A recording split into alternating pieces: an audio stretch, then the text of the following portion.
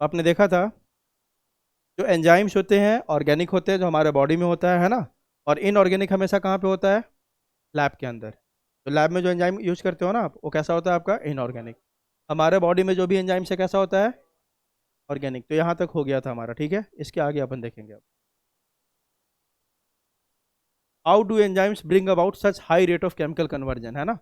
एक दो बातें अगर तुमको याद हो, लास्ट लेक्चर में मैंने बताया था कि जो एंजाइम रिएक्शन के रेट को क्या करता है? बस बढ़ाता है। वह कभी भी रिएक्शन नहीं करवाता हो, है ना। हमेशा क्या करता है? रिएक्शन के रेट को बढ़ाता है। बताया भी था कि मान लो कि कोई आप प्रोडक्ट बना रहे हो, ठीक है। प्रोडक्ट हमेशा किससे बनता है? सबस्ट्रेट से, है ना। किससे बनता है? सबस्ट्रेट। अब मान लो कोई भी प्रोडक्ट तुम बना रहे हो, ठीक है। वह प्रोडक्ट मान लो कि आपका 10 घंटे में बन रहा है, ठीक है। अपन को 100 प्रोडक्ट चाहिए, कितने? 100। और 100 को बनाने के लिए टाइम कितना लग रहा है विदाउट एंजाइम? 10 घंटे लग रहे हैं मान लो, ठीक है।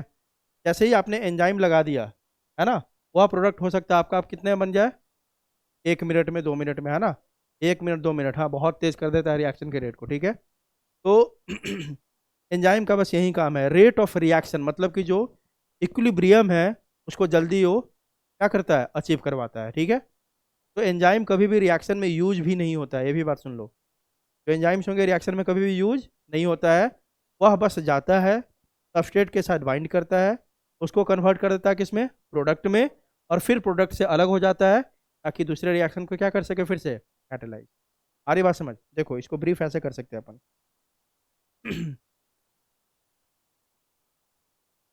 जो एंजाइम का रोल है आपका, यहाँ देखो।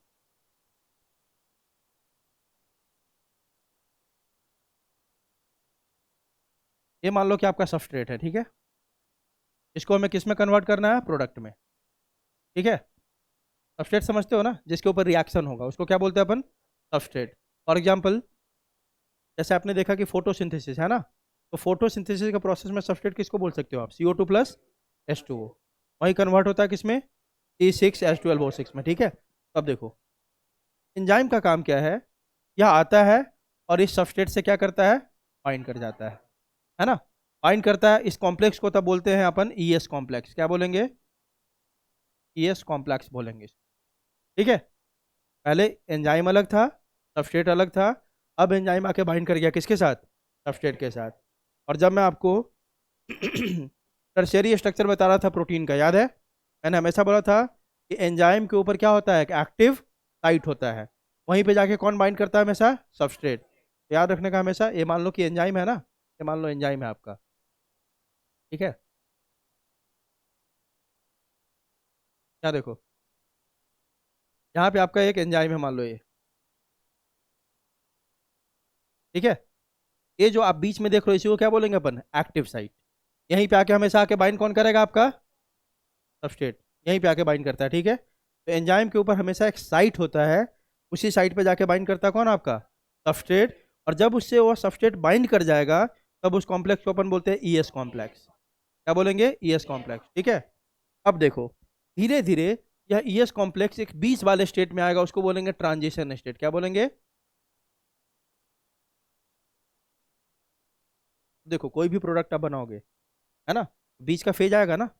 पहले क्या कि किसी सामान को आपने बनाना शुरू किया, तो बीच में भी तो कोई फेज आएगा ना। उसके बाद फाइनल प्रोडक्ट बनता है हमारा, है ना। बीच वाला जो ट्रांजिशन किसको बोलते हैं? मतलब सबस्ट्रेट अब किस में कन्वर्ट होना शुरू हो गया? अब प्रोडक्ट में। उस बीच वाले स्टेज को क्या बोलेंगे अपन? मतलब ऐसा बोल सकते हो ना, वहाँ पे सबस्ट्रेट है ना वहाँ पे क्या प्रोडक्ट है।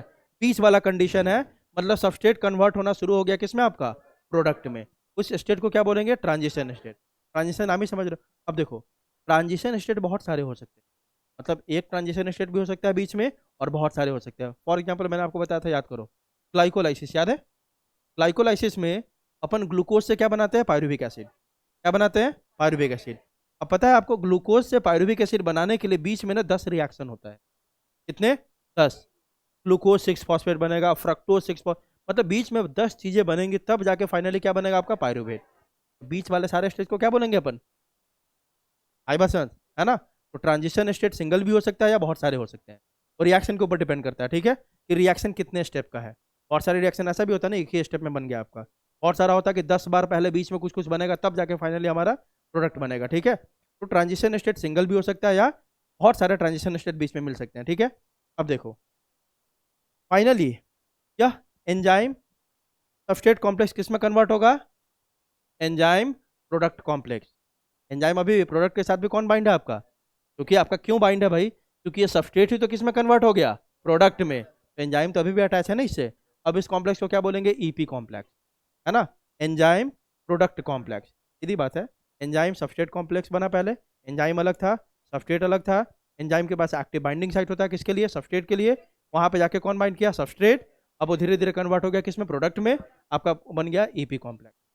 अब देखो यही बता रहा हूं मैं कि यहाँ पे एंजाइम करेगा क्या आपका? यहाँ से अब अलग हो जाएगा, किससे? प्रोडक्ट से। प्रोडक्ट से अलग हो गया, ये दोनों अलग, प्रोडक्ट अलग एंजाइम अलग। मतलब इस पूरे रिएक्शन में एंजाइम का काम बस इतना था कि यह प्रोडक्ट जो मान लो कि पहले 10 घंटा में बनना था, अब इसको 2 मिनट में बना दिया है। मतलब ये रेट ऑफ रिएक्शन को क्या किया? इन्हांस कर दिया। क्या कर दिया? इन्हांस कर दिया, ठीक है। बस बढ़ाया, खुद ना इसमें कुछ इसका रोल है, मतलब ये खुद यूटिलाइज नहीं हो। इसके स्ट्रक्चर में कोई फर्क नहीं आएगा, जैसे रिएक्शन में घुसा था वैसे ही बाहर निकल गया। अभी बाहर निकल गया, फिर से दूसरा रिएक्शन को इसी के जाके तो इसी तरह जाके क्या करेगा? कैटालाइज करेगा। तो एंजाइम हमेशा इसी तरह रिएक्शन को आपको प्रोडक्ट बनाता है, उससे अलग हो जाता है, फिर दूसरे रिएक्शन को कैरी करेगा, फिर प्रोडक्ट बनाएगा, उससे अलग होगा, फिर से तीसरे रिएक्शन को कैरी करेगा। आ रही बात समझ? तो एंजाइम कभी भी रिएक्शन में यूटिलाइज नहीं होता है। क्लियर है सारी कॉन्सेप्ट, है ना? अब अगला जो कॉन्सेप्ट है इसमें आएगा आपका कि हमने बोल दिया कि भाई ये एंजाइम प्रोडक्ट को बनाने में हेल्प कर रहा है बहुत तेजी से। कैसे कर रहा है? कुछ तो काम होता होगा ना, है ना? तो देखो एंजाइम करता क्या हमेशा, सारे कॉन्सेप्ट समझ लो। जब मैं पढ़ूंगा वो थियरी, पूरी यही बातें लिखी होंगी उसके अंदर, एक एक लाइन नहीं होगा। देखो अब ये करता कैसे है? जो एंजाइम है आपका इतना तेजी से रेट को इन्हांस कैसे करता है? कुछ तो मैकेनिज्म होगा ना। वो मैकेनिज्म क्या है? एक एक्टिवेशन एनर्जी होता है। क्या होता है? एक्टिवेशन। सुन लो पहले सब लोग, ठीक है। एक होता है आपका कौन सा एनर्जी? एक्टिवेशन। देखो एक्टिवेशन एनर्जी वह मिनिमम एनर्जी है जो एक रिएक्शन को कैरी करने के लिए हमें देना होता है। मतलब मान लो कि आपको कोई काम करना है ना? तो आपके अंदर एक मिनिमम उतनी एनर्जी तो होनी चाहिए ना। तो उस काम को मान लो कि तुम्हें 2 बकेट उठाना है आपको, है ना? तो 2 बकेट उठाने के लिए एक मिनिमम एनर्जी तो चाहिए ना। अगर उतनी एनर्जी नहीं होगी तो आप नहीं उठा पाएंगे उसको, है ना? तो किसी भी रिएक्शन को शुरू करने के लिए जो मिनिमम एनर्जी रिक्वायर्ड होता है that is called activation energy. Simple सी बात है ना? Minimum energy required to start a particular chemical reaction is called activation energy, ठीक है। इतना एनर्जी दोगे तो ही आपका क्या होगा? रिएक्शन स्टार्ट होगा, ठीक है। तो चलो दो कंडीशन लेते हैं अपन ले लेते हैं इधर टाइम, है ना? रिएक्शन को दिखा रहा हूं मैं। मान लो एक आपका यहाँ पे सबस्ट्रेट है, क्या है? सबस्ट्रेट। इसको ऐसे करके प्रोडक्ट बनाना है, ये ऊपर गया और फिर यहाँ से आके प्रोडक्ट बनाया मान लो। तो ये मान लेते हैं यहाँ सबस्ट्रेट था ना, ये देखो तो इस लाइन पे है ना, ठीक है। इसको इतना एक्टिवेशन एनर्जी चाहिए। ये पूरा क्या रिप्रेजेंट कर रहा है आपका? एक्टिवेशन। मतलब सबस्ट्रेट को इतना एक्टिवेशन एनर्जी दोगे तब जाके फाइनली क्या बनाएगा? प्रोडक्ट। सारी बात समझ, है ना?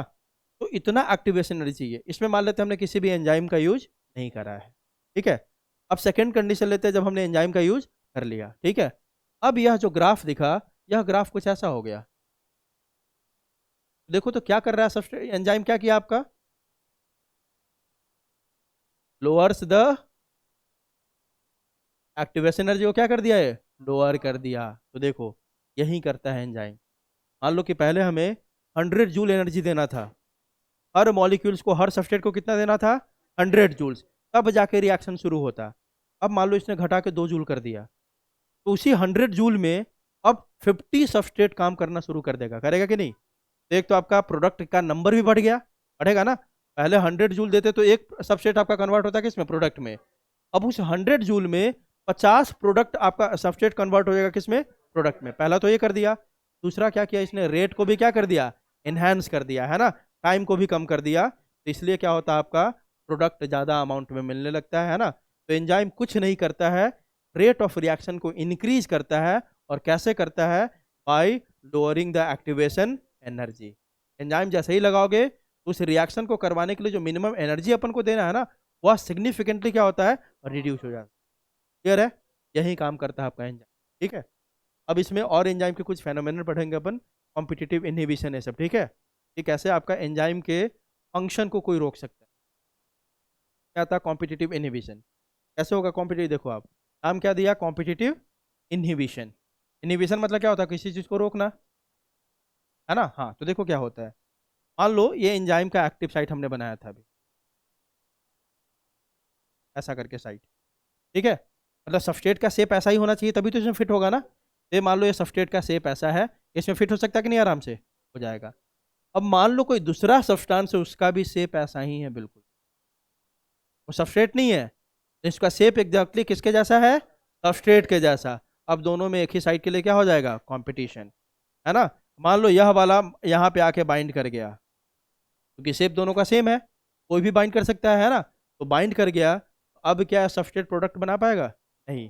तो इनहिबिट कर दिया कि नहीं है, तो इस सब्सटेंस को इसके लिए क्या बोलेंगे, इनहिबिटर बोलेंगे ना। इसीलिए इस फेनोमेन को क्या बोलते हैं अपन, कॉम्पिटिटिव इनहिबिशन, है ना। कि दोनों में कंपटीशन हो गया कि कौन जाके बाइंड करेगा किसके साथ, एंजाइम के साथ। अगर मान लो इनहिबिटर आके बाइंड कर गया तो रिएक्शन को होने नहीं देगा, इसलिए इसको क्या बोलेंगे, कॉम्पिटिटिव इनहिबिशन। ठीक है, तो ये सब बातें आते हैं, पहले देखते हैं इससे पहले ये सारी बातें, एक्टिवेशन एनर्जी। ठीक है, अब देखो यही बातें लिखी।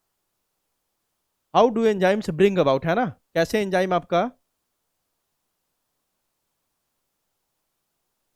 देखो ये एंजाइम्स कैसे आपके इस करते हैं आपको, मतलब रिएक्शन को इतना तेज कर देता है। तो देखो आप, सबसे पहले दे रहा है the chemical which is converted into a product is called a substrate. जिस केमिकल के ऊपर रिएक्शन होगा और जो प्रोडक्ट बनाएगा उसी को क्या बोलेंगे अपन, सबस्ट्रेट। दस enzyme that is proteins with 3 dimension structure, पहले ही बता दिया था, बहुत इंपॉर्टेंट लाइन हो गया है, ठीक है। हमेशा एंजाइम क्या होता है, प्रोटीन विथ 3D, याद है ना, बताया था ना। टर्शियरी स्ट्रक्चर ही एंजाइम्स होते हैं, सेकेंडरी और प्राइमरी फंक्शनल नहीं होता है। एक्टिव साइट कब जनरेट होता है, टर्शियरी स्ट्रक्चर में। एंजाइम हमेशा क्या होता है, प्रोटीन विथ 3D, मतलब टर्शियरी स्ट्रक्चर, है ना। सारे प्रोटीन नहीं, कुछ आपके आरएनए भी कैसे फैक्टर काम करते हैं, एंजाइम के जैसा, उस बात को याद रखेंगे अपन, है ना। लेकिन मोस्टली एंजाइम क्या होता है, प्रोटीन विथ टर्शियरी स्ट्रक्चर या 3D structure, including an active site, are capable of converting a substrate into a product. जब भी एंजाइम होगा तो पक्की बात है उसमें क्या होगा भाई, एक्टिव साइट होगा, होगा ना। चलिए बताओ, अब यही दिखा रहा है आपको सबस्ट्रेट किस में कन्वर्ट हो रहा है, प्रोडक्ट में। अब देखो, when substrates bind to the active site of enzyme, a new structure of the substrate called transition state structure he form बनेगा ना। जैसे ही आपका सबस्ट्रेट बाइंड कर गया किसके साथ, एंजाइम के साथ, बीच वाले सारे स्टेज बनने शुरू होंगे कि नहीं, और बीच वाले सारे स्टेज को क्या बोलेंगे अपन, ट्रांजिशन स्टेट, ठीक है। There could be many more altered structural states between the stable substrate and the product, वही बात बोल रहा है कि बीच में बहुत सारे क्या हो सकते हैं, अल्टर्ड स्ट्रक्चरल स्टेट हो सकता है ना। बताया ना अभी कि ग्लूकोज से क्या बनाना, पायरुवेट। तो पहला स्टेबल कौन था, ग्लूकोज, लास्ट स्टेबल कौन होगा, प्रोडक्ट, पायरुवेट। बीच में बहुत सारे स्ट्रक्चर बन सकते हैं ना, ग्लूकोज 6 फॉस्फेट फ्रक्टोज, ऐसे करके 9 स्ट्रक्चर बनेंगे बीच में, उसको क्या बोलेंगे अपन, there could be many more altered structure state between the stable substrate and the product. In this formation of substrate into product, all other intermediate structural states are unstable. पक्की बात है।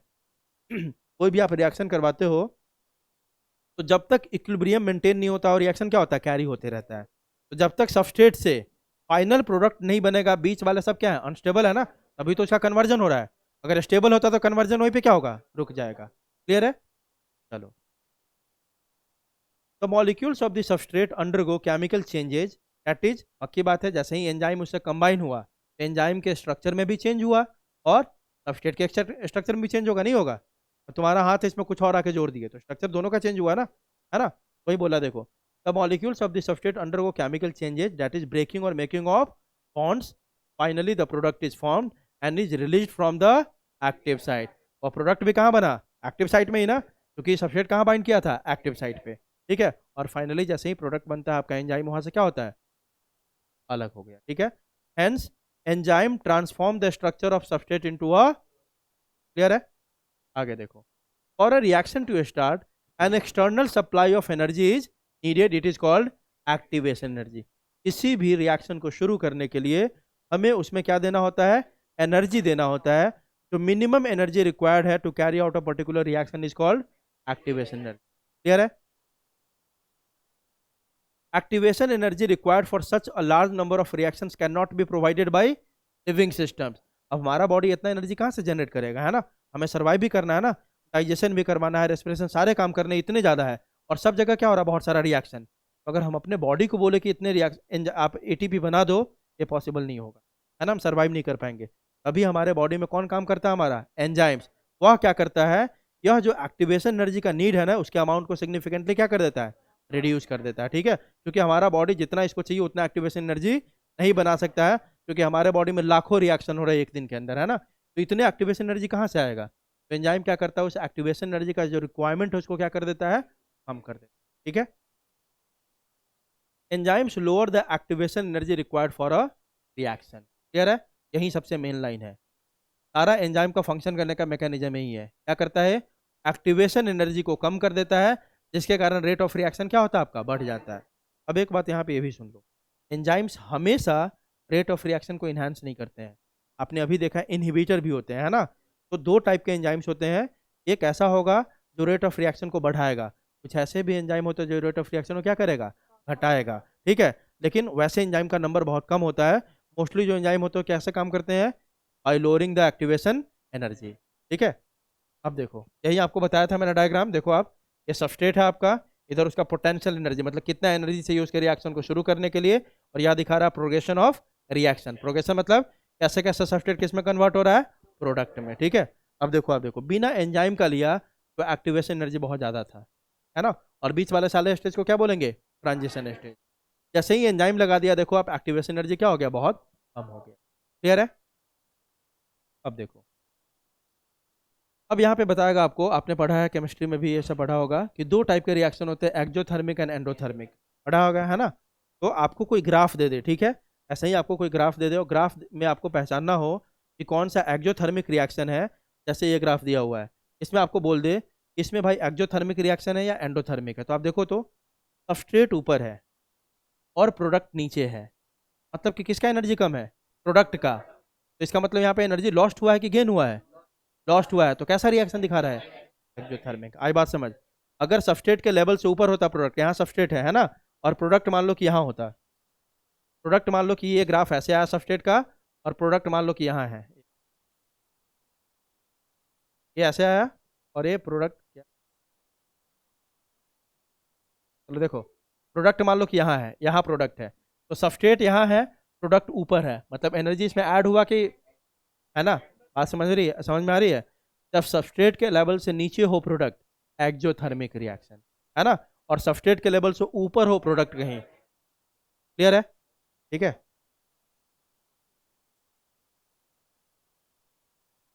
यही बात यहाँ पे लिखी हुई है, in the given graph Y axis represent the potential energy, दिखा दिया मैंने, है ना। वाई एक्सिस पे क्या था आपका, potential energy. Potential energy of a body is it's stored energy. Potential किसको बोलते हैं, आपके अंदर जो एनर्जी स्टोर है उसी को बोलते हैं, है ना। The x axis represent the progression of the structural transformation of substrate into a product, वही दिखा रहा है ना, कि कैसे कैसे सबस्ट्रेट आपका किस में चेंज हो रहा है, प्रोडक्ट में, ठीक है। थ्रू द ट्रांजिशन स्टेट, बीच में स्टेट बहुत सारे आएंगे, सबस्ट्रेट और प्रोडक्ट बनने के बीच में जो भी स्टेज होता है क्या बोलेंगे उसको, ट्रांजिशन स्टेट। और we can say it represent the progression of a reaction if the energy level difference between S and P is such that P is at lower level than S, the reaction is exothermic, है ना।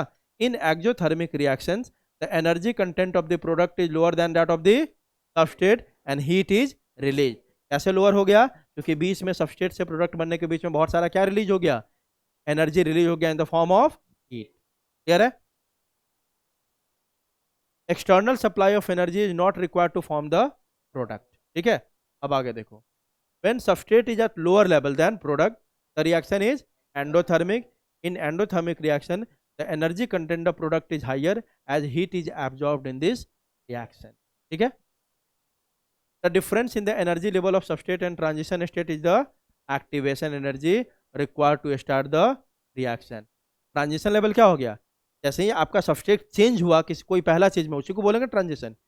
तो अगर पहला transition बन गया मतलब उसको क्या मिल चुका है, उतना एक्टिवेशन एनर्जी। तो यही बोल रहा है कि the difference in the energy level of substrate and the transition state is called activation energy, clear है। आप इससे कुछ नहीं आप याद रखना है, सीधे याद रखना है आपको, एक्टिवेशन एनर्जी क्या आपका, the minimum amount of energy required to carry out a particular chemical reaction, ठीक है। अब देखो, अब अपन देख रहे हैं नेचर ऑफ एंजाइम।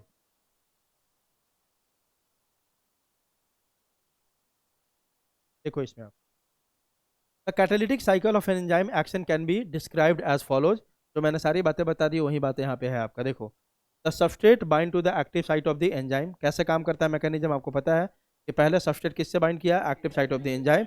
जब बाइंड करेगा तो पक्की बात है दोनों में कुछ बॉन्ड टूटेंगे, कुछ बनेगा, तभी तो मान लो कि यहाँ पे 5 उंगली है, 5 उंगली है, इसमें कुछ नया चीज लाके फिट करना है तो किसी उंगली को तो हटाना होगा, कुछ को तोड़ना होगा, तभी तो कुछ बनेगा, है ना। तो कैसे होगा, यहाँ पे कुछ बॉन्ड टूटेंगे, कुछ बॉन्ड बनेगा, है कि नहीं। तभी तो दोनों में क्या होगा, एसोसिएशन होगा। यहाँ देखो, the substrate bind to the active site of enzyme, the binding of the substrate induces the enzyme to alter its shape and fit more tightly around the substrate। अब मान लो जैसे एंजाइम है, इस एंजाइम में आप देखो ये इसका मान लेते हैं क्या, आपका साइट, एक्टिव साइट। यहाँ पे जैसे ही सबस्ट्रेट आके बाइंड किया, ये अपने शेप को और ज़्यादा थोड़ा चेंज करेगा ताकि एंजाइम सबस्ट्रेट को क्या करे, और अच्छे से होल्ड करे। हो बात समझ में आ रही है। तो जैसे ही सबस्ट्रेट बाइंड करता है एंजाइम अपने शेप को क्या करता है, ऑल्टर करता है, ताकि वो सबस्ट्रेट को और अच्छे से होल्ड कर पाए, बाइंड कर पाए, ठीक है, टाइटली उसको बाइंड कर पाए। आगे देखो, the active site of the enzyme which is in close proximity of the substrate breaks the chemical bond of the substrate. अब जो एंजाइम का एक्टिव साइट है, जो एकदम किसके करीब में है, सबस्ट्रेट के, वह क्या करेगा, सबस्ट्रेट के अंदर के बॉन्ड को ब्रेक करना शुरू करेगा।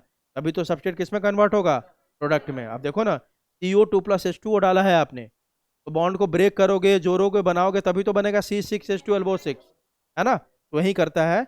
अब जब ये पूरी तरह से इसको जकड़ लिया, अच्छे से फिट कर लिया अपने अंदर, तब ये क्या करेगा, एक्टिव साइट उस एंजाइम के बॉन्ड को, सबस्ट्रेट के बॉन्ड को ब्रेक करना शुरू करेगा, ताकि उसको किस में कन्वर्ट करना शुरू कर दे, प्रोडक्ट में, ठीक है। तो देखो, the active site of the enzyme which is in close proximity of the substrate breaks the chemical bond of the substrate and an enzyme product complex is, clear है। क्योंकि जैसे ही बॉन्ड टूटा मतलब कुछ नया चीज बनेगा, क्या बनेगा नया भाई, प्रोडक्ट। और ES कॉम्प्लेक्स किस में कन्वर्ट हो गया, EP में, क्लियर है। जब EP बन गया, प्रोडक्ट बन चुका है, तब एंजाइम क्या होगा, वहां से रिलीज होगा। The enzyme releases the product of the reaction and the free enzyme is ready to take up another molecule of the, clear है। इसमें एक ही बात को हम रिपीट कर रहे हैं, कुछ नहीं है, बहुत टॉपिक आसान है और इसको पढ़ना है, आपको समझना है बस। अब देखो यहाँ पे दिमाग दो, फैक्टर्स अफेक्टिंग एंजाइम एक्टिविटी। कौन कौन से ऐसे फैक्टर है जो एंजाइम की एक्टिविटी को क्या कर सकता है, अफेक्ट कर सकता है, ठीक है। एंजाइम्स आर प्रोटीन, आप जानते हो, with tertiary structure. Any change in the tertiary structure would affect the activity और एक्शन ऑफ एंजाइम। अगर स्ट्रक्चर को चेंज करो तो पक्की बात है क्या होगा, एक्टिविटी चेंज होगा, है ना। Factors which can affect the enzyme action are as follows. देखो इसमें एक दो बातें हैं तो आपको बहुत ज़्यादा नहीं समझना है, बस उसको आप कॉन्सेप्ट बना लोगे, ठीक है। ये सब तो समझना, टेम्परेचर ये सब बताऊंगा अभी, क्या नहीं आपको समझना ज़्यादा, उसको बस आप याद कर लोगे, क्योंकि उसको समझाऊंगा तो फिर ये टॉपिक बहुत ज़्यादा आपके लिए कॉम्प्लेक्स हो जाएगा, आपके लेवल पर वो चीज़ें नहीं पढ़ना है ना। बस आपको 2 पॉइंट बताऊंगा, वो आपको याद रखना है माइंड में, ठीक है। पहला देखो टेम्परेचर, पक्की बात है भाई, आपने पढ़ा है, पहले भी बताया मैं कि टेम्परेचर का क्या है आपका, कि हमारे बॉडी में भी जो एंजाइम है, ठीक है, वह एक पर्टिकुलर टेम्परेचर पे काम करता है कि नहीं, बताओ। अगर टेम्परेचर अगर कम कर दोगे आप तो क्या होता है, इनएक्टिवेट हो जाता है, इनएक्टिवेट हो जाता है। और अगर बढ़ा देते हो तो क्या होता है, डिग्रेड हो जाता है, याद है ना। तो यही बता रहा है, मान लो कोई एक एंजाइम है जो 37 डिग्री सेल्सियस पे बहुत अच्छे से काम करता है, कितने पे, 37। अभी मान लेते हैं कि वहाँ पे टेम्परेचर थोड़ा कम है, ठीक है। तो जैसे जैसे आप टेम्परेचर बढ़ाओगे उस एंजाइम की एक्टिविटी क्या होगी, बढ़ेगी, है ना। लेकिन 37 तक बढ़ा, 37 तक क्या करेगा, मैक्सिमम बहुत अच्छे से काम करेगा। लेकिन जैसे ही आप 37 से ऊपर करोगे तो क्या होगा, होगा ना फंक्शन उसका डिक्रीज। वही बोल रहा है कि अगर हम टेम्परेचर बढ़ाएंगे शुरुआत में तो एंजाइम का एक्टिविटी क्या होगा, बढ़ेगा, लेकिन अप टू सर्टेन लेवल ना, क्योंकि एंजाइम कहाँ पे सबसे बेहतर काम कर रहा है, इस बात को समझ रहे हो। देखो मान लो यह एंजाइम सबसे अच्छा काम कितने डिग्री पे कर रहा है, 37। अभी यहाँ पे मान लो टेम्परेचर कितना, 33। जैसे जैसे 33 से कहाँ पहुंचा हमने, 37 तक, एंजाइम सबसे बेस्ट काम करना शुरू कर दिया, कहाँ पे, 37। लेकिन 37 से जैसे ही ऊपर करेंगे एंजाइम का फंक्शन क्या हो जाएगा, डिक्लाइन हो जाएगा, होगा ना, ठीक है। तो वही बोला, देखो the temperature at which the enzyme show its highest activity known as optimum temperature. Optimum शब्द जहाँ आ जाए मतलब उसका है कि वहाँ पे वो सबसे बेहतरीन काम कर रहा है, ठीक है, पहले ही बताया हूँ मैं। तो जो टेम्परेचर पे एंजाइम सबसे हाईएस्ट एक्टिविटी कर रहा है that is called optimum temperature. जिस पीएच पे एंजाइम सबसे बेहतरीन काम कर रहा है उसको ऑप्टिमम पीएच बोलेंगे ना, ठीक है। Enzyme activity declines both below and above the optimum temperature, बता ही दिया। अगर आप बढ़ाओगे लो करोगे तो इनएक्टिव हो जाएगा एंजाइम, हाई करोगे तो क्या हो जाएगा, डीनेचर हो जाएगा। ठीक है, एग्जैक्टली सेम किसका है आपका, हाइड्रोजन आयन कॉन्सेंट्रेशन और पीएच, है ना। आप जब पीएच बढ़ाओगे ऑप्टिमम करोगे तो बेहतरीन काम करेगा, या उससे ऑप्टिमम से लो कर दो या ज़्यादा कर दो, उसका फंक्शन क्या होगा, डिक्लाइन होगा। आगे देखो, कॉन्सेंट्रेशन ऑफ सबस्ट्रेट, हम यहीं पे आपको समझना है दो तीन चीज़। ये बहुत आसान चीज़ है, ठीक है, इसमें सारा लॉजिक है, कुछ भी इस चैप्टर में मुझे नहीं लगता है इधर आके जब से एंजाइम शुरू हुआ है कुछ भी रट्टा मारने लायक नहीं है। अब इसमें देखो, कॉन्सेंट्रेशन ऑफ सबस्ट्रेट में बोल रहा है, पक्की बात है। अब इसको कंडीशन को ऐसे समझो आप, मान लो हमारे पास 50 एंजाइम्स है, कितने, और हमारे पास सबस्ट्रेट अभी जो है उसका नंबर है मान लो 20, कितने हैं, ठीक है। अब देखो 50 एंजाइम्स है, सबस्ट्रेट कितने हैं आपके पास, 20 है। तो आपके 20 एंजाइम्स, 20 सबस्ट्रेट कितने एंजाइम को ब्लॉक कर देगा, लेकिन अभी भी आपके पास फ्री कितने हैं एंजाइम, 30 एंजाइम्स क्या है आपका, खाली बैठा हुआ है, खाली बैठा हुआ है। अब हमने क्या किया, सबस्ट्रेट के कॉन्सेंट्रेशन को बढ़ाना शुरू किया, मतलब 20 से 30 कर दिया, 30 से 40 कर दिया, 40 से कुछ भी नहीं किया, है ना। क्या अपने आप इसको क्या मतलब तुम लोग के जैसा हो गया है, देखो। हाँ, तो देखो आप 20 से हमने क्या कर दिया, 30 कर दिया, 30 से 40 कर दिया, ठीक है। तो ऐसे में होगा क्या, देखो जितने फ्री एंजाइम थे आपके, ठीक है, बात समझो, यहाँ पे शुरुआत में क्या था कि 20 सबस्ट्रेट थे आपके, तो कितने एंजाइम को ब्लॉक कर दिया, 20 एंजाइम को। हमारे पास फ्री कितने हैं भाई, 30 एंजाइम क्या है, फ्री, ठीक है। अब हमने सबस्ट्रेट के कॉन्सेंट्रेशन को बढ़ाना शुरू किया, ठीक है, बढ़ाना शुरू किया मतलब ये धीरे धीरे बढ़ रहा है आपका, 30 से हो गया 30, 30 से 40, 40 से हो गया 50। आपके पास कितने एंजाइम है, 50। तो जैसे जैसे आप सबस्ट्रेट का कॉन्सेंट्रेशन को बढ़ाओगे आपका रेट ऑफ रिएक्शन बढ़ेगा कि नहीं, बढ़ेगा, लेकिन कब तक बढ़ेगा, अप टू 50, क्योंकि 50 के बाद हम मान लो 60 कर दे, कोई फायदा होगा क्या, नहीं होगा, क्योंकि हमारे पास कौन अवेलेबल नहीं है, एंजाइम्स ही नहीं है ना। तो वही यहाँ पे दिखा रहा है कि आप जैसे जैसे सबस्ट्रेट बढ़ाओगे तो अच्छी बात है, रिएक्शन का रेट क्या होगा, बढ़ेगा, लेकिन वो कब तक, up to a certain limit, जहाँ पे एंजाइम सैचुरेटेड हो गया, मतलब एंजाइम ही खाली नहीं है, इसके बाद आप लाख बढ़ा दो कुछ नहीं है, आपका रिएक्शन क्या हो गया, स्टेबल। अब जब तक वो फ्री नहीं होगा तब तक आपका रिएक्शन आगे नहीं बढ़ेगा। ये बात समझ में आई, है ना। तो सबस्ट्रेट का कॉन्सेंट्रेशन जब बढ़ाएंगे तो रिएक्शन बढ़ेगा, कब तक, जब तक एक भी एंजाइम फ्री है, लेकिन जैसे ही सारा एंजाइम भर गया, है ना, सारा लॉक हो गया, ब्लॉक हो गया, तो अब आप कितना भी बढ़ाओगे रिएक्शन आपका अब कैसा रहेगा, स्टेबल ही रहेगा, वो अब आगे नहीं बढ़ सकता क्योंकि एंजाइम फ्री नहीं है। क्लियर है, चलो देखो यही लिखा हुआ है, increase in substrate concentration increases the velocity of the enzyme reaction, ना वेलोसिटी मतलब स्पीड, स्पीड भी डायरेक्शन इज कॉल्ड वेलोसिटी, ठीक है। अब देखो the reaction ultimately reaches a maximum velocity, इसको क्या बोलेंगे अपन, वी मैक्स। जैसे यहाँ पे क्या हो गया, वी मैक्स, ये मैक्सिमम है कि नहीं, मैक्सिमम है ना। जैसे जैसे हमने सबस्ट्रेट का कॉन्सेंट्रेशन बढ़ाया रिएक्शन अपने मैक्सिमम वेलोसिटी को ले लिया, this is called as V max. और जो हाफ वेलोसिटी को लेगा क्या बोलेंगे, वी मैक्स बाई 2, ठीक है, जहाँ पे रिएक्शन 50% पहुंच चुका है। अब देखो which is not exceeded by any further rise in concentration of the substrate। अब V max के बाद आप कितना भी सबस्ट्रेट ऐड करो यह रिएक्शन ऊपर नहीं जा सकता, क्योंकि V max वह टाइम है जहां पे आपके सारे एंजाइम क्या हो चुका है, ब्लॉक हो चुका है, फ्यूज में है अभी, ठीक है, क्लियर है। This is because at this stage the enzyme molecules become fully saturated, saturated जानते हो ना, फुल्ली सैचुरेटेड मतलब पूरी तरह से ऑक्यूपाइड, ठीक है, and no active site is left free to bind additional substrate. Clear है। केम क्या है, देखो मिकैलिस कांस्टेंट बोलते हैं साइंटिस्ट के नाम पे आपका, कौन सा, मिकैलिस। के मतलब आप जानते हो कहीं भी के होगा ना तो उसका मतलब कांस्टेंट ही होता है, और एम लगा दिया मतलब मिकैलिस, है ना, साइंटिस्ट के नाम पे। अब देखो इज अ मैथमेटिकल डेरिवेशन और constant which indicate the substrate concentration at which the chemical reaction catalyzed by an enzyme attains half its maximum velocity। Simple सी बात, Km इक्वल टू क्या होगा, V max by 2, है ना। 50% जो half आपका V max का होता है उसी को क्या बोलते हैं अपन, Km। तो के एम इजकल टू क्या हो गया, V M X by two. Clear है?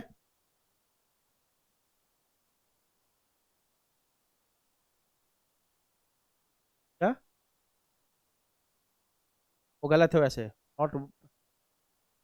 ठीक है, अब देखो के एम हमेशा क्या होगा आपका, तब आपका केमिकल रिएक्शन क्या होगा, enzyme attains half its maximum velocity. ठीक है, तो के एम क्या होगा आपका, वी मैक्स बाई टू होगा। ठीक है, वहां से मत देख, आगे देख। मैकेनिज्म ऑफ एंजाइम एक्शन, उसको ज़्यादा फोकस करने के लिए वो ऐसे कर दिया गया है, इस पॉइंट को याद रखना है आपको, और वो भी स्टूडेंट नहीं करा है। देखो चलो, मैकेनिज्म ऑफ एंजाइम एक्शन है ना। अब इसमें वो मैकेनिज्म तो आपने पढ़ ही लिया कैसे करता है, लेकिन दो अलग अलग टाइप का मैकेनिज्म इसमें दिया हुआ, देख लेते हैं। Two hypothesis have been put forward to explain the mode of enzyme action. पहला कौन सा आपका, लॉक एंड की, है ना। अब इसमें क्वेश्चन ऐसे पूछ लेता है कि लॉक किसके लिए यूज किया हमने और की किसके लिए। तो लॉक एक्टिव साइट कौन दे रहा है, एंजाइम। तो लॉक कौन है आपका, एंजाइम। उसमें आके कौन फिट हो रहा है, सबस्ट्रेट। तो सबस्ट्रेट के लिए यूज कर रहे हैं अपन की, और लॉक किसके लिए है, एंजाइम के लिए। ठीक है, तो देखो this hypothesis was given by, नाम लिखा हुआ है, दिस थियरी एक्सप्लेन्स। अभी पूछता है क्वेश्चन ऐसे कि लॉक एंड की हाइपोथेसिस क्या बोलता है। ठीक है, तो this theory explains how a small concentration of enzyme, enzyme के लिए क्या बोलेंगे, log, can act upon a large amount of the substrate. it also explains how the enzyme remains unaffected at the end of the chemical reaction। ये दो बातें बताता है आपको लॉक एंड की। पहला कि एंजाइम लॉक है, और की कौन है आपका, सबस्ट्रेट। और बहुत कम एंजाइम आपके बहुत सारे प्रोडक्ट सबस्ट्रेट को कन्वर्ट करता है किस में, प्रोडक्ट में। दूसरी बात क्या बोलता है कि कैसे एक केमिकल रिएक्शन के एंड में आपका एंजाइम कैसा रहता है, रिमेन्स अनअफेक्टेड, है ना। The theory explains how a substance having a structure similar to the substrate can work as a competitive inhibitor। तीसरी बात है क्या बताता है कि मान लो कि दो चीजें हैं, एक आपका सबस्ट्रेट है और दूसरा आपका क्या है, एक सब्सटेंस है जिसका शेप किसके जैसा है, एग्जैक्टली सबस्ट्रेट की तरह। वह आपके सबस्ट्रेट के लिए क्या हो सकता है, कॉम्पिटिटिव इनहिबिटर। बताया था ना अभी, है ना। ये तीन बातें बताता है। पहला कि लॉक आपका एंजाइम है, कि आपका कौन है, सबस्ट्रेट, और कैसे आपका बहुत कम सब एंजाइम बहुत सारे सबस्ट्रेट को चेंज कर सकता है किसमें, प्रोडक्ट में। दूसरी बात क्या बता रहा है कि एंजाइम अनअफेक्टेड रहता है केमिकल रिएक्शन में। और तीसरी बात यह बता रहा है कि अगर स्ट्रक्चर सेम हो सबस्ट्रेट का और किसी भी सब्सटेंस का, तो दोनों में क्या देखने को मिल सकता है, कॉम्पिटिटिव इनहिबिशन। ठीक है, दूसरा आपका क्या है, induced fit hypothesis. This hypothesis by proposed by, जो भी नाम लिखा हुआ देख लो। According to this model the enzyme, पढ़ना ही था तो मैं भी पढ़ लेता है ना। According to this model the enzyme is flexible, the active site of the enzyme contains two group. इनके अकॉर्डिंग क्या था, इस थियरी के अकॉर्डिंग एंजाइम कैसा होता है, फ्लैक्सिबल होता है। मतलब वो अपने शेप को भी पढ़ा था ना, कि जैसे ही सबस्ट्रेट बाइंड करता है अपने शेप को क्या कर लेता है, चेंज करता है। तो इसमें दो ग्रुप, इनके अकॉर्डिंग क्या था कि एंजाइम में दो ग्रुप देखने को मिलते हैं। कितने, दो। एक ग्रुप को इन्होंने क्या बोला, बट्रेसिंग ग्रुप। दूसरे को क्या बोला, कैटालिटिक ग्रुप। कैटालिटिक ग्रुप वह ग्रुप होगा जो बॉन्ड को तोड़ेगा, मेनली प्रोडक्ट जो बनाना शुरू करेगा। और ट्रेसिंग ग्रुप क्या करेगा, ऐसा माहौल बनाएगा कि अच्छे से कौन आके फिट हो जाए, सबस्ट्रेट। आ रही बात समझ, तो देखो और tracing group is meant for supporting the substrate. और ट्रेसिंग ग्रुप किसको सपोर्ट करने के लिए बैठा हुआ है, सबस्ट्रेट को। कैसे करेगा बता रहा हूँ, देखो। Catalytic group is meant for catalysing the reaction. इन जो रिएक्शन को कैटेलाइज करेगा, मतलब बॉन्ड को ब्रेक ये सब करेगा, सबस्ट्रेट को प्रोडक्ट में कन्वर्ट करने के लिए कौन सा ग्रुप करेगा, कैटेलाइजिंग ग्रुप। अब होता क्या, देखो, when substrate comes in contact with the buttressing group, मतलब ऐसा माना जाता है कि पहले सबस्ट्रेट आया और एंजाइम के किस ग्रुप से उसका मीटअप हुआ, बट्रेसिंग ग्रुप से। The active site changes to bring the catalytic group opposite the substrate for bonds to be broken और फॉर्म। उसके बाद क्या हुआ, पहले बट्रेसिंग ग्रुप उसको एडजस्ट करता है, किसको, सबस्ट्रेट को। जैसे ही आपका बट्रेसिंग ग्रुप आपका सबस्ट्रेट को अटैच किया, तो आपका एक्टिव साइट है वह क्या करता है, changes to bring the catalytic group opposite the substrate. मतलब आपका क्या किया, वो एंजाइम अपने शेप में चेंज करेगा ताकि जो कैटालिटिक ग्रुप है एग्जैक्टली किसके पास आ जाए, सबस्ट्रेट के पास, और उसके बीच के बॉन्ड को तोड़ना। तो बट्रेसिंग ग्रुप क्या किया, उसको अटैचमेंट करवाया। जैसे ही अटैच हुआ, जो आपका पूरा एंजाइम का शेप चेंज हुआ। शेप कैसे चेंज हुआ कि कैटालिटिक ग्रुप जो है एकदम किसके क्लोज आ जाए, सबस्ट्रेट के, और उसके बॉन्ड को तोड़ना शुरू। बहुत ज़्यादा इंपॉर्टेंट नहीं है इस थियरी का, ठीक है, क्योंकि एनसीईआरटी में सब नहीं। अब वही बात पे आ गया अपन, इनहिबिशन ऑफ एंजाइम एक्टिविटी। बता ही दिया था कॉम्पिटिटिव इनहिबिशन, और दूसरे तरीके से भी हो सकता है, वो भी देखेंगे। एक होता है नॉन कॉम्पिटिटिव भी, ज़्यादा खतरनाक कौन होना चाहिए, नॉन कॉम्पिटिटिव या कॉम्पिटिटिव?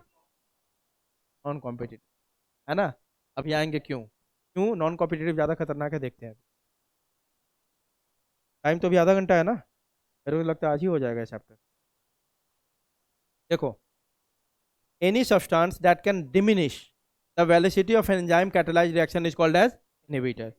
कोई भी ऐसा सब्सटेंस जो एंजाइम के फंक्शन को या वेलोसिटी को क्या कर दे, कम कर दे, मतलब जैसे वो काम कर रहा था उसके काम को क्या करे, इनहिबिट कर दे, तो उसको क्या बोलेंगे अपन, inhibitor.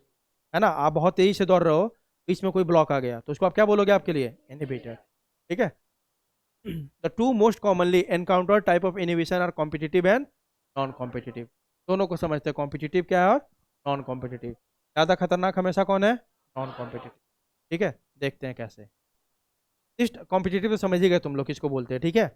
This type of inhibition occurs when the inhibitor binds reversibly to the same site that the substrate would normally occupy and therefore compete with the substrate for that site। है ना, ये क्या करता है यहाँ पे, ये पूछ लेता है ऐसा हमेशा, तो बातें निकालना है ना अंदर से हमें, है ना, उस चीज़ों पे ध्यान दो।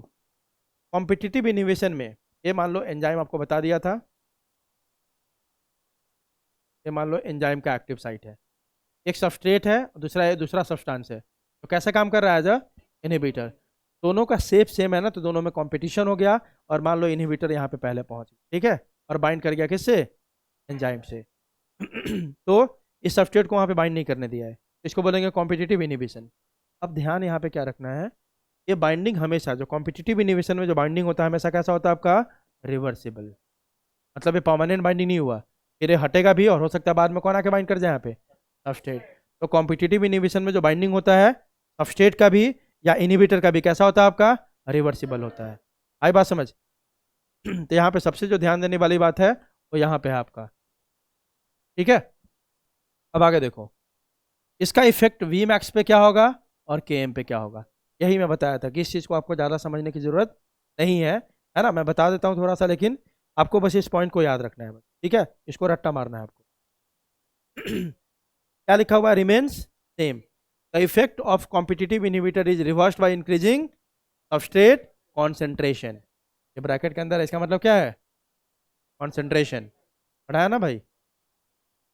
तो देखो यहाँ पे वी मैक्स पे इफेक्ट क्या रहने वाला है, सेम, आपको रट्टा मारना है, मैं बता दूंगा, थोड़ा सा बता देता हूँ क्यों, ताकि तुमको लगे कि ऐसा क्यों है, लेकिन आपको ये ज़्यादा लॉजिक इसमें जाना नहीं है, ठीक है। दूसरा क्या बोला, effect on K M, a competitive inhibitor increases the apparent km for a given substrate।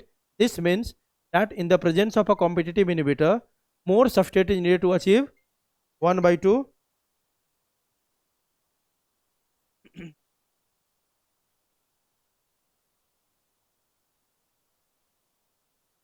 देखो,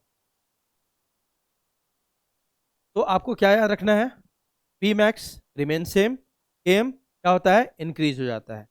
अब हल्का सा आइडिया देता हूँ कि क्यों ऐसा है। देखो वी मैक्स कैसे सेम होगा कॉम्पिटिटिव इनहिबिशन में, ठीक है। ये देखो आप, ये मान लो एंजाइम का साइट है, ठीक है, और यहाँ पे मान लो सबस्ट्रेट भी है, और आपका दूसरा कौन है, इनहिबिटर है, ठीक है। चलो, अभी बाइंडिंग की प्रोबेबिलिटी कितनी है, दोनों की 50-50% है ना, दोनों की बाइंडिंग प्रोबेबिलिटी कितनी है, 50-50%। अब हमने यहाँ पे बहुत ज़्यादा बढ़ा दिया किसके कॉन्सेंट्रेशन को, सबस्ट्रेट के, किसको बढ़ा दिया, अब यहाँ पे इतने सबस्ट्रेट हमने कर दिए, अब इसकी प्रोबेबिलिटी बाइंड करने की यहाँ पे बहुत नेग्लिजिबल हो गई। क्या हो गया, नेग्लिजिबल, मतलब 99.9% किसका चांस है बाइंड करने का यहाँ पे, सबस्ट्रेट का। इसलिए वी मैक्स पे यहाँ पे कोई इफेक्ट नहीं आएगा जब आप सबस्ट्रेट के कॉन्सेंट्रेशन को क्या कर दोगे, इंक्रीज कर दो। आ रही बात समझ, है ना, ये बात समझ में आ रही है। अब देखो इफेक्ट ऑन केएम, केएम पे इफेक्ट क्या बोल रहा है कि इंक्रीज हो जाएगा, कैसे होगा, मान लो अभी 5 एंजाइम है, पांचों से कौन बाइंड कर रहा था, सबस्ट्रेट, अब 5 में से मान लो एक पे ही बाइंड कर गया कौन, इनहिबिटर, तो जो रेट पहले था वो रेट कम हो जाएगा कि नहीं, होगा ना। तो यहाँ देखो, अगर हमने सबस्ट्रेट के कॉन्सेंट्रेशन को ज़्यादा इंक्रीज नहीं किया, उस कंडीशन में क्या होगा, केएम आपका पहले जितना तेजी से अचीव होता था अब वो उतना तेजी से अचीव नहीं होगा। तो आपको बस याद रखना है कि भाई यहाँ पे effect on V max remains same, effect on KM increase, मतलब केएम वैल्यू क्या हो जाएगा आपका, इंक्रीज हो जाएगा। बाकी तुमको इसमें याद रखने लायक कुछ है नहीं, ठीक है। चलो आगे हटाओ। हाँ, इसमें आपको बताया है, एक दो एग्जाम्पल है, ठीक है, एग्जाम्पल देके समझाया है इसका कॉम्पिटिटिव इनहिबिशन का, यह आपको याद रखना है। देखो यहाँ पे फॉर एग्जाम्पल देखो, inhibition of alcohol dehydrogenase by ethanol in methanol poisoning, alpha drugs for folic acid synthesis in bacteria, and inhibition of succinic dehydrogenase by malonate and oxaloacetate। अभी समझ जाओगे, देखो क्या है, आपको दिख रहा होगा सक्सिनेट है, इधर क्या आपका मैलोनेट। अब देखो आप, एक एंजाइम है, एंजाइम का नाम क्या है सक्सिनिक डिहाइड्रोजिनेज, है ना, और यहाँ पे क्या आपका एक सक्सिनिक एसिड, इसका इसके लिए क्या आपका सबस्ट्रेट, है ना। अब ध्यान देखो, यहाँ पे क्या है active centre of enzyme blocked by inhibitor, और यहाँ पे इनहिबिटर कौन है आपका मैलोनिक एसिड, कौन है आपका मैलोनिक। ये दोनों का एक जैसा लग रहा है आपको, है ना। अब होता क्या है देखो, नॉर्मली नॉर्मली यहाँ पे किसको बाइंड करना चाहिए सक्सेनिक एसिड को, अगर ये सक्सेनिक एसिड बाइंड करेगा तब जाके प्रोडक्ट बनेगा, लेकिन कंपटीशन में है तो मान लो यहाँ पे कौन आके बाइंड कर गया मैलोनिक एसिड, और यहाँ पे प्रोडक्ट नहीं बन पा गया, आपका सबस्ट्रेट कैसा रह गया अनयूज। आ रही बात समझ, वहीं आपका एक दो ऊपर एग्जाम्पल दिया हुआ है जो आपको याद रखना है, ठीक है। एक तो आपको बता ही दिया इसके बारे में आपका कि inhibition of succinic dehydrogenase, succinic dehydrogenase को कौन आपका कर रहा है मैलोनिक एसिड या मैलोनेट एंड ऑक्सैलो एसीटेट। अब मैलोनेट भी हो सकता है या दूसरा कौन हो सकता है इसके लिए ऑक्सैलो एसीटेट। समझ रहे हो कैसे हो रहा है कॉम्पिटिटिव मिक्सचर, सिंपल सी बात। सर एंजाइम जहाँ बाइंड करना चाहिए वहाँ पे जाके कौन बाइंड कर गया इनहिबिटर, और प्रोडक्ट को नहीं बनने दे, ठीक है। दूसरा क्या आपका competitive inhibitors are frequently used in the control of bacterial pathogen, है ना। इसका हमने फायदा भी उठा लिया, किसका कॉम्पिटिटिव इनहिबिशन का, बैक्टीरिया पैथोजन को एक सेल में किल करने के लिए। कैसे देखते हैं देखो, all cells require folic acid for growth, जो भी सेल है ना, वो बैक्टीरिया को है या हमारा कोई भी सेल हो, है ना, उसको ग्रो करने के लिए क्या चाहिए फॉलिक एसिड चाहिए होता है, ठीक है। अब देखो, folic acid can not cross bacterial cell wall by diffusion और एक्टिव ट्रांसपोर्ट। अब बैक्टीरिया के सेल में मान लो कि हमारे बॉडी के अंदर बैक्टीरिया है, किसके अंदर हमारे बॉडी के अंदर ये बैक्टीरिया है, इसको सर्वाइव करने के लिए क्या चाहिए फॉलिक एसिड चाहिए। हमारे बॉडी में मान लो फॉलिक एसिड है, ये बैक्टीरिया खुद से बना ले रहा होगा, सही बात है। अगर नहीं बना पाया तो हम इस फॉलिक एसिड को इसके अंदर नहीं डाल सकते हैं बाई डिफ्यूजन और active transfer. Folic acid cell membrane को क्रॉस नहीं कर सकता है, मतलब बैक्टीरिया के पास एक ही ऑप्शन है, क्या उसको फॉलिक एसिड बनाना ही होगा। आ रही बात समझ, फॉलिक एसिड जिंदा रहने के लिए जरूरी है, फॉलिक एसिड आपका मेम्ब्रेन क्रॉस कर नहीं सकता है, तो एक ही ऑप्शन है बैक्टीरिया के पास कि अगर जिंदा रहना है तो फॉलिक एसिड बनाना होगा, इसको बनाना होगा कि नहीं जल्दी बताओ, बनाना होगा ना। अब देखो, for this reason bacteria must synthesise folic acid from p amino benzoic acid. P amino benzoic acid क्या है इसका सबस्ट्रेट, इसी से रिएक्शन होकर क्या बनता है आपका folic acid. Sulfa drugs at, एक सल्फा ड्रग्स है, वहीं इसके लिए क्या कैसे काम करता है आपका इनहिबिटर के लिए, and compete with the substrate P amino benzoic acid, है ना। पी अमाइनो इसको क्या लिखते हैं अपन पाबा, और the active site of the enzyme. अब देखो पाबा जो है वह क्या बनाएगा आपका फाइनली फॉलिक एसिड, कि कब बनाएगा एंजाइम है ना आपका, देखो ये इसका सबस्ट्रेट है आपका, ठीक है। This binding of inhibitor to the enzyme prevent the synthesis of folic acid and thus growth of bacterial pathogen is control. अब देखो, इस पाबा पाबा जाके किससे बाइंड होता होगा एंजाइम से, और क्या बनता होगा फॉलिक एसिड। अब यहाँ पे इनहिबिटर कौन आ गया भाई सल्फा ड्रग्स, कौन आ गया, अब पाबा उससे बाइंड नहीं हुआ, इस एंजाइम से कौन बाइंड हो गया सल्फा ड्रग, ये फॉलिक एसिड बनेगा क्या नहीं बनेगा, बैक्टीरिया मर जाएगा कि नहीं। अब अपने बॉडी के अंदर मान लो कि बैक्टीरिया को मारना है, हम क्या करेंगे वहाँ पे इंट्रोडक्शन किसका कर देंगे सल्फा ड्रग्स का। सल्फा ड्रग्स का हमने किया, उससे क्या होगा जो भी एंजाइम है सबके साइड को ब्लॉक कर देगा कौन सल्फा ड्रग्स, आपका फॉलिक एसिड बनेगा, बैक्टीरिया क्या होगा मर जाएगा, ठीक है। चलो ये बता रहा है कि आपका कैसे आपका। अब आगे देखो दूसरा कौन सा आपका नॉन कॉम्पिटिटिव इनहिबिशन, यह ज़्यादा खतरनाक है, ठीक है। यहाँ पे कंपटीशन नहीं है फिर भी खतरनाक है, कैसे देखो, this type of inhibition is recognised by its characteristic effect on V max. इसका जस्ट उल्टा कर देना, यहाँ पे वी मैक्स क्या होगा आपका डिक्रीज, और के एम क्या होगा सेम, ठीक है। के एम सेम और वी मैक्स क्या होगा डिक्रीज, आपको याद रखना है, पूछेगा भी नहीं तुमसे, ठीक है। अब देखो, this type of inhibition recognised by the character effect on V max. Non-competitive inhibition occurs when the inhibitor and substrate bind at different site on the enzyme. The non-competitive inhibitor can bind to either the free enzyme or the ES complex, thereby preventing the reaction from occurring. अब देखो क्यों खतरनाक है, यहीं पे खत्म करेंगे आज, है ना, और सुन लो क्यों खतरनाक है। इसमें क्या हो रहा था आपका, एंजाइम के साइट पे जाके बाइंड कर रहा था कौन? सबस्ट्रेट। तो मान लो कि 20 एंजाइम है हमारे पास, कितने? 20। अब 20 एंजाइम में मान लेते हैं कि 4-5 पे जाके बाइंड कर गया कौन? इनहिबिटर। फिर भी रिएक्शन तो हो रहा है ना, रिएक्शन तो हो रहा है, प्रोडक्ट कम बन रहा है पहले के कंपैरिजन में। मान लो पहले 20 प्रोडक्ट बन रहे थे, कॉम्पिटिटिव इनिबिशन के कारण मान लेते हैं नंबर कम हो गया, तो 5 एंजाइम को मान लो ब्लॉक कर दिया कौन? इनहिबिटर। फिर भी 15 प्रोडक्ट बन रहे हैं। दूसरा क्या कंडीशन था? सबस्ट्रेट का कॉन्सेंट्रेशन बढ़ा दो तो फिर से 20 के 20 प्रोडक्ट मिल जाएंगे हमें। वहाँ पे रिएक्शन कभी रुकेगा नहीं, चलता रहेगा, है ना। सबस्ट्रेट का कॉन्सेंट्रेशन बढ़ा दो, रिएक्शन में कोई फर्क नहीं पड़ेगा। यहाँ पे क्या है, ये एंजाइम का एक्टिव साइट है, ठीक है। एंजाइम के एक्टिव साइट पे तो जाके बाइंड ही नहीं कर रहा है। एक्टिव साइट पे अभी भी कौन बाइंड कर रहा है? सबस्ट्रेट बाइंड कर रहा है। यह जाके कहीं अलग ही बाइंड कर गया, कौन? इनहिबिटर। अब एक चीज बताओ, जैसे ही कहीं अलग बाइंड करेगा, एंजाइम का स्ट्रक्चर चेंज हो गया कि नहीं? और जब स्ट्रक्चर ही चेंज हो गया तो फंक्शन करेगा क्या? करेगा क्या? नहीं ना। यहाँ पे यही होता है, या तो ये एंजाइम के साथ जाके बाइंड कर जाता है किसी दूसरे साइट पे, यहाँ पे बाइंडिंग साइट दोनों का अलग है ना। सबस्ट्रेट तो आराम से जाके बाइंड कर गया कहाँ पे? एक्टिव साइट पे। वो जाके कहीं और बाइंड कर गया, बाइंड किया तो एंजाइम का स्ट्रक्चर क्या हो गया? चेंज। और चेंज स्ट्रक्चर कभी भी पहले जैसा फंक्शन कर ही नहीं सकता है ना। स्ट्रक्चर चेंज हो गया ना, अब स्ट्रक्चर चेंज हुआ तो फंक्शन नहीं करेगा वो, है ना। ये ज़्यादा खतरनाक है ना, ये पूरे रिएक्शन को ही क्या कर दिया? ब्लॉक, रोक दिया ना। यहाँ पे प्रोडक्ट ही नहीं बनेगा। आ रही बात समझ? क्वेश्चन क्या पूछता है कि कहाँ बाइंड करेगा? एंजाइम में भी बाइंड कर सकता है, और कभी कभी तो एंजाइम सबस्ट्रेट कॉम्प्लेक्स बन गया होता है तब भी जाके बाइंड कर जाएगा, और रिएक्शन को क्या करेगा? ब्लॉक कर देगा। बाइंडिंग कहाँ होगा?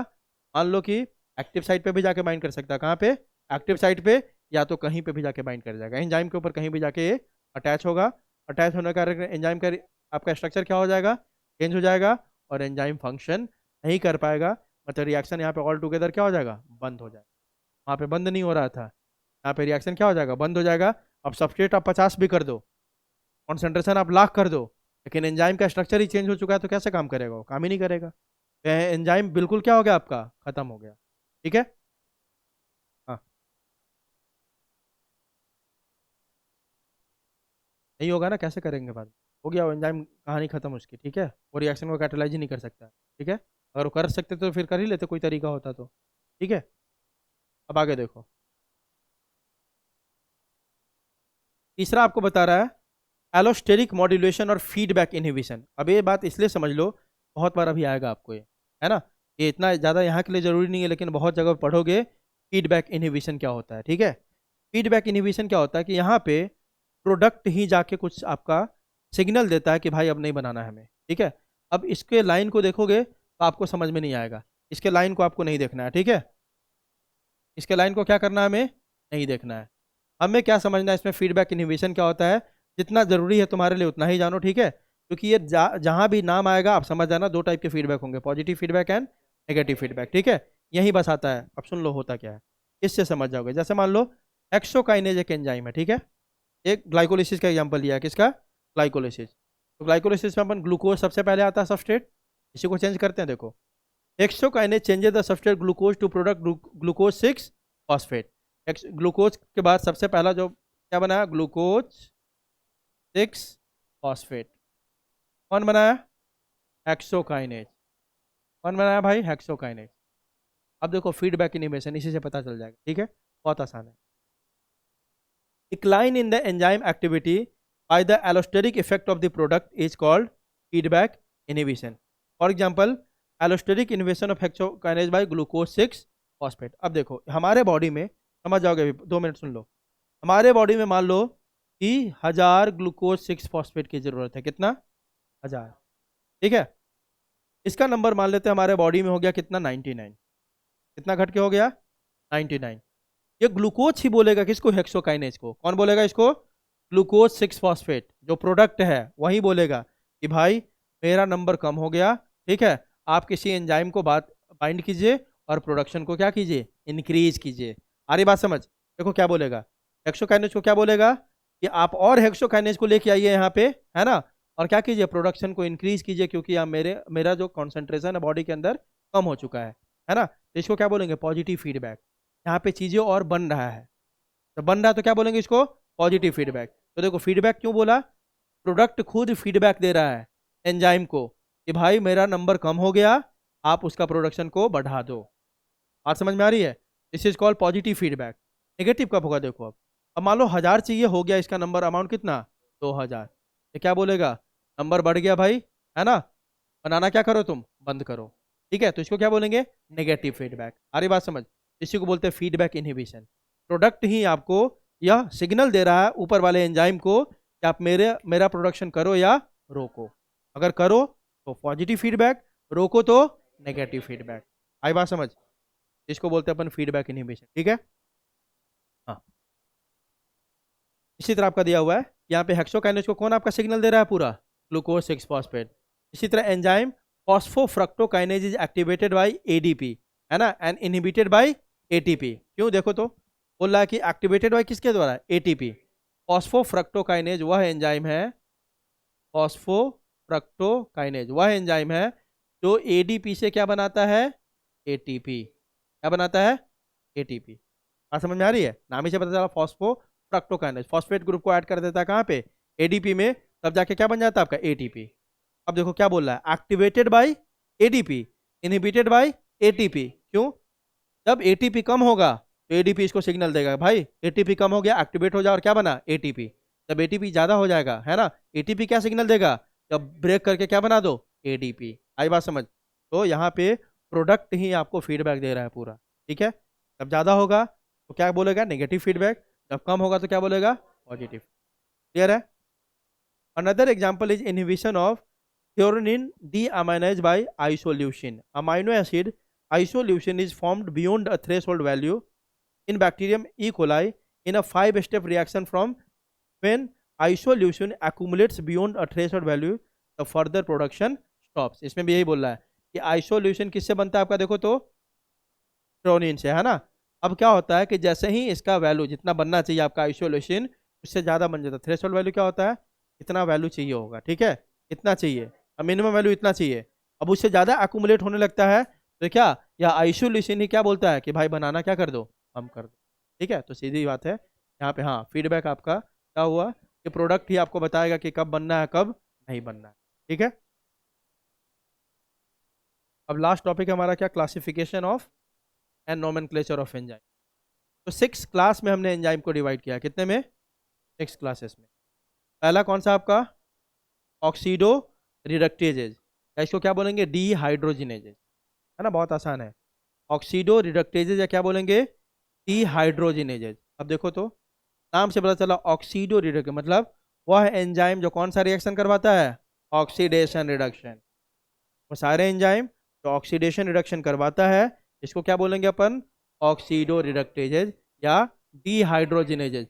अब डीहाइड्रोजिनेज क्यों बोला देखो, जब भी ऑक्सीडेशन रिडक्शन होता है इसका मूवमेंट होता है H प्लस का, जहाँ पे H प्लस ऐड हुआ क्या हो गया वो रिड्यूज, जहाँ से निकला उसको क्या बोलेंगे ऑक्सीडेशन होता है ना। ठीक है, इसलिए इसको डीहाइड्रोजिनेशन भी बोलते हैं। आई बात समझ, जहाँ से निकालोगे वो क्या हो जाएगा ऑक्सीडाइज, और जहाँ पे ऐड होगा क्या हो जाएगा रिड्यूस्ड, है ना।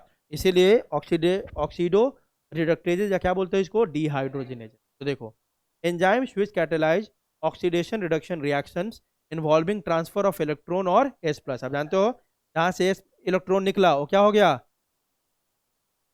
ऑक्सीडाइज, जहाँ पे ऐड हो गया क्या हो गया, पढ़ा है ना ये सब यार।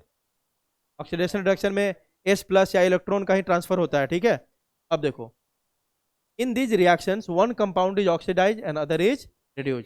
कभी भी ऑक्सीडेशन रिडक्शन हमेशा रिडॉक्स रिएक्शन होता है। ठीक है, मतलब कि अगर एक का रिडक्शन हो रहा है तो दूसरे का क्या होगा आपका ऑक्सीडेशन, पढ़ा होगा तुमने। ठीक है, जैसे एग्जांपल से तुम देख सकते हो CO2 प्लस H2 हमने किया, इससे क्या बना C6H12O6 प्लस O2 निकलता है ना। अब देखो H2O क्या बना रहा है यहाँ पे O2, H प्लस हट रहा है तो इसका क्या हो रहा है ऑक्सीडेशन, और ये क्या हो रहा है आपका CO2 का रिडक्शन, H ऐड हो रहा है इसमें, है ना। अब देखो CO2 का रिडक्शन हो रहा है और H2O का ऑक्सीडेशन हो रहा है, मतलब ऑक्सीडेशन रिडक्शन हमेशा साथ में चलता है, इसीलिए इसको क्या बोलते हैं अपन रेडॉक्स रिएक्शन। ठीक है,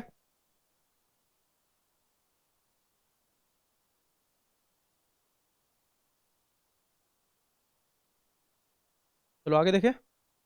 हाँ, एग्जाम्पल क्या आपका डिहाइड्रोजिनेज, ऑक्सीडेजेज, रिडक्टेजेज, कैटेलेज, पेरोक्सीडेज, मतलब जो भी एंजाइम ऑक्सीडेशन रिडक्शन करवाता होगा सबको किस क्लास में रखेंगे अपन ऑक्सीडो रिडक्शन।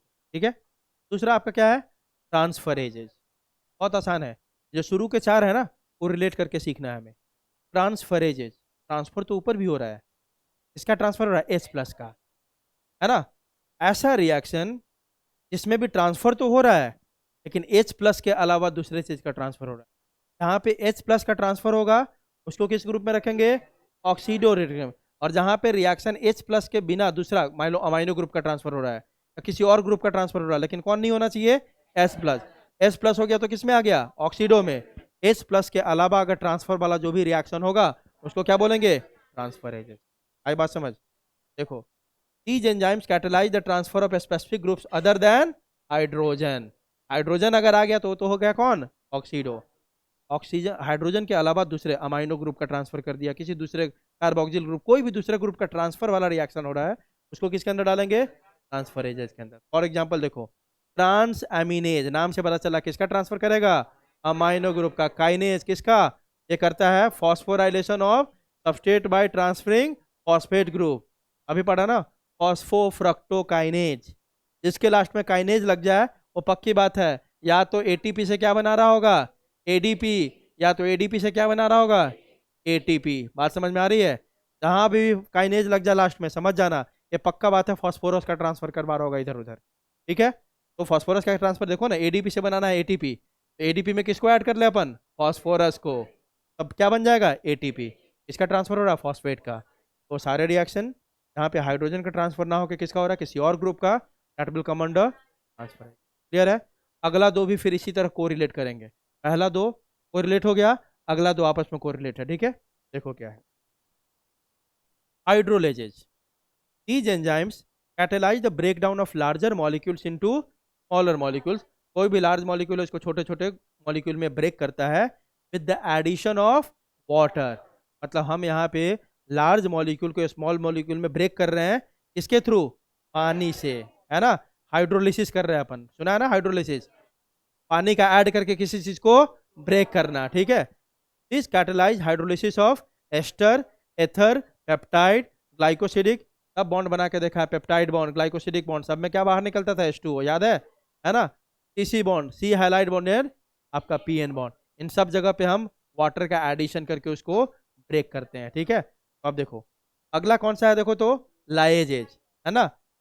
अब ध्यान रखना, जहां पे वाटर को ऐड करके तोड़ा तो हो गया कौन सा? हाइड्रोलेजेज। जहां पे दूसरे किसी चीज का ऐड करके करेंगे उसको बोल देंगे लाइजेज। आई बात समझ? ठीक है, these enzymes catalyze the cleavage of substrate into two parts without the use of water और removal of groups without hydrolysis। यहाँ पे हाइड्रोलिसिस वाटर का एडिशन नहीं करेंगे, दूसरा किसी चीज को ऐड करके निकालेंगे। ठीक है, और double bond is formed at the place of removal of group. For example क्या आपका? Aldolase, T carboxylase, carbonic anhydrase, है ना। इसका एग्जाम्पल क्या? प्रोटीएजेज, किसको ब्रेक करता है? प्रोटीन को। अमाइलेजेज किसको ब्रेक करता है? स्टार्च को, है ना। अगला क्या? लाइपेजेस, किसको ब्रेक करेगा? लिपिड को। माल्टेजेस किसको? माल्टोज को। न्यूक्लियजेस किसको? न्यूक्लिक एसिड को, है ना। और दूसरे जो भी डाइजेस्टिव एंजाइम है सब किसके अंदर आएगा? हाइड्रोलेजेस के अंदर। अगला तो आसान है आपका, कौन सा? आइसोमरेजेस। तो क्या बनाता है? आइसोमर। आइसोमर, है ना, जैसे पढ़ा था ना शुरू में, ग्लूकोज एंड फ्रक्टोज, दोनों का फॉर्मूला सेम है कि नहीं? C6H12O6। ये फर्क क्या था? ग्लूकोज में था CHO और इसमें था आपका C डबल बॉन्ड O, है ना। केवल क्या? Molecular formula same, structure different, उसको क्या बोलते हैं? आइसोमर। तो जो आइसोमर है ग्लूकोज और फ्रक्टोज को बनाने वाला जो एंजाइम होगा उसको क्या बोलेंगे? आइसोमरेज। तो ऐसे एंजाइम जो आइसोमर बनाता है दैट इज कॉल्ड आइसोमरेज, है ना। These enzymes catalyze the rearrangement of molecule। और आइसोमर बनता कैसे है? बस मॉलिक्यूलर रीअरेंजमेंट होता है, नहीं होता है ना। एक मॉलिक्यूल को उठा के यहाँ से यहाँ कर दिया, क्योंकि फॉर्मूला तो सेम है, केवल मॉलिक्यूल का क्या होता है? रीअरेंजमेंट, है ना। Isomers are molecules or molecular compound that are similar in that they have the same molecular formula, however have different arrangement of the atoms or group of atoms। है कि नहीं? याद रखना, पूछता है आइसोमर किसको बोलते हैं? Molecular formula is going to be same, but the molecular arrangement होगा वो क्या होगा? अलग अलग होगा। ठीक है, अब ये पढ़ोगे तीन टाइप के आइसोमर आपका केमिस्ट्री में पढ़ना आपको। ऑप्टिमल होता है, जियोमेट्रिक होता है और पोजिशनल आइसोमर होता है ना। पोजीशन चेंज कर दिया हमने। ठीक है, एक में मान लो कि NH2 ऊपर है तो दूसरे में NH2 नीचे है, तो उसको बोलते हैं पोजिशनल। पढ़ोगे आप केमिस्ट्री में। हो गया है सब? तो भी तो कुछ नहीं बता रहे हो। लाइगेजेज, लाइगेजेस किस लाइगेजेस किसको बोलते हैं अपन? वैसा एंजाइम जो किसी भी दो टूटे हुए पार्ट को जोड़ता हो। लाइगेज अब बहुत जगह आएगा, पूरा 12th में भी आएगा, डीएनए लाइगेज। मतलब दो डीएनए के फ्रैगमेंट को क्या करेगा ये? जोड़ेगा, है ना? बात समझ में आ रही है? और दो न्यूक्लियोटाइड के बीच में जोड़ने वाले बॉन्ड को क्या बोलते हैं? Phosphodiester bond. मतलब ये क्या बनाता है डीएनए के बीच में? Phosphodiester bond. मतलब मान लो एक डीएनए है आपका, ये दूसरा फ्रैगमेंट हो गया है, और फ्रैगमेंट को जोड़ना है, तो उसमें कौन सा एंजाइम डाल दो? DNA ligase. तो लाइगेज मतलब विच क्या कंबाइंस टू कट एंड्स, ठीक है? देखो लिखा होगा, these enzymes catalyse covalent bonding. क्या करता है? जो अलग अलग हो गया उसके बीच में कौन सा बॉन्ड बनाना शुरू करेगा? कोवैलेंट। हाँ, to form large molecule. They catalyse joining of carbon oxygen bond, carbon sulphur bond, carbon nitrogen bond, phosphorus oxygen bond by using energy of ATP. जैसे RuBP, carboxylase, ligase, phosphoenol, pyruvate. ये सब आने वाले enzymes आप पढ़ लोगे अभी तुरंत। प्लांट फिजियो में सारे एंजाइम का नाम है। ये सारे एंजाइम कहाँ पे यूज होंगे? प्लांट फिजियो में, ठीक है? अब देखो, international union of biochemistry, enzyme का भी क्या होता है? नोमेनक्लेचर होता है। क्या होता है? नोमेनक्लेचर। तो कैसे एंजाइम को नोमेनक्लेचर करते हैं, उसके लिए कौन सा बॉडी ऑथराइज है आपका? International union of biochemistry appointed an enzyme commission. ये जो बॉडी है, इन्होंने कुछ आदमी को अपॉइंट किया कि आपको सारे एंजाइम का क्या करना है? नेमिंग का रूल बनाना है। क्या बनाना है? नेमिंग का रूल, है ना? तो नेमिंग का रूल कौन बनाता है? एंजाइम कमीशन, जिसको किसने अपॉइंट किया? आईयूबी ने। which divides some basic principles for classification and nomenclature of enzymes. IUB system has divided enzymes into 6 major classes, जो पढ़ लिया आपने। एंजाइम को कितने क्लास में हमने बांटा है? 6 में, है ना? Each class in turn is subdivided into many सब classes। क्लास के अंदर भी छोटे छोटे क्लास बना दिया, उसको क्या बोलेंगे? सब क्लास, है ना? Which are further divided. और सब क्लास के अंदर भी हो सकता है सब सब क्लास। बात समझ में आ रही है? क्लास, क्लास के अंदर और छोटे छोटे क्लास तो क्या बोलेंगे? सब क्लास। उसके अंदर भी हो तो क्या बोलेंगे? सब सब क्लास, ठीक है? अब देखो आगे, आगे सुनो। इच हाँ, अ 4 डिजिट एंजाइम कमीशन नंबर। हर एंजाइम को 4 डिजिट दिया गया। कितने? 4 डिजिट। इसको बोलते हैं एंजाइम कमीशन नंबर। क्या बोलते हैं? Enzyme commission number. और इसमें क्वेश्चन यह पूछता है कि चारों डिजिट क्या रिप्रेजेंट करता है ना? तो पहला डिजिट, जैसे इसमें क्या दिया हुआ? 5217, है ना? तो मतलब पहला डिजिट हमेशा क्या दिखाता है? क्लास। सेकेंड डिजिट, जो सेकेंड क्या दिखा रहा है? सब क्लास। थर्ड डिजिट क्या दिखाएगा? सब सब क्लास। फोर्थ डिजिट क्या दिखाएगा? उस एंजाइम का नाम, उस इंडिविजुअल एंजाइम को दिखाएगा, ठीक है? आ रही बात समझ? पहला क्या होगा? हमेशा क्लास। तो देखो नाम, नाम क्या दिया इसका? 5217। तो 5 मतलब किस क्लास से बिलोंग कर रहा है? किस क्लास से बिलोंग कर रहा है? आइसोमरेजेज। क्लास को चेंज नहीं कर सकते, सेम सीक्वेंस में याद रखना है। तो 5 नंबर कौन है आपका? आइसोमरेजेज। तो 5 वहां पे क्या दिखा रहा है? कि जो एंजाइम के बारे में हम डिस्कस कर रहे हैं, दैट बिलोंग टू क्लास आइसोमरेजेज। आ रही बात समझ? ठीक है? अब अपन कल करेंगे कहाँ से? Properties of enzyme. और उसके बाद को फैक्टर। मेरे को लगता है 10 मिनट का लेक्चर बाकी है इसमें, ठीक है?